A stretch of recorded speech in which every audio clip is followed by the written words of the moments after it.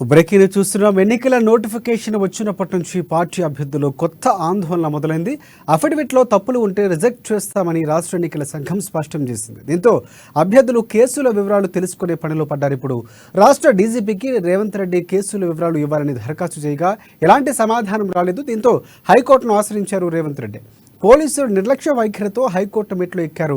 ఇక రేవంత్ పిటిషన్పై విచారణ చేపట్టిన హైకోర్టు కేసు వివరాలు ఇవ్వాలని పోలీసులు ఆదేశించారు. అయితే విపక్ష నేతలు అందరికీ ఇప్పుడు కొత్త సమస్య స్టార్ట్ అయింది.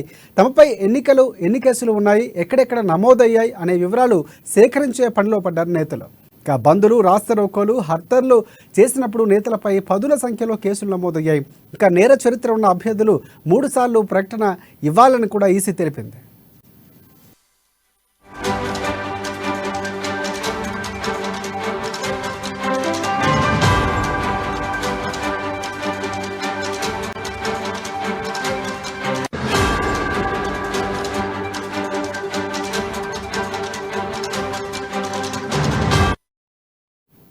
బ్రేకింగ్ చూస్తున్నాం. ఎన్నికల నోటిఫికేషన్ వచ్చినప్పటి నుంచి పార్టీ అభ్యర్థులు కొత్త ఆందోళన మొదలైంది.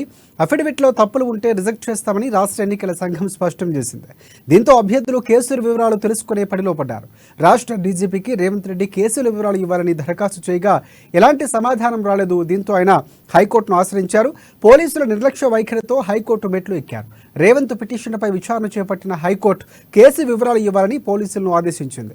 అయితే విపక్ష నేతలు అందరికీ ఇప్పుడు కొత్త సమస్య స్టార్ట్ అయింది. తమపై ఎన్ని కేసులు ఉన్నాయి, ఎక్కడెక్కడ నమోదయ్యాయి అనే వివరాలు సేకరించే పనిలో పడ్డారు నేతలు. బంధులు, రాస్తారోకోలు, హార్తర్లు చేసినప్పుడు నేతలపై పదుల సంఖ్యలో కేసులు నమోదయ్యాయి. ఇక నేర చరిత్ర ఉన్న అభ్యర్థులు 3 సార్లు ప్రకటన ఇవ్వాలని ఈసీ తెలిపింది.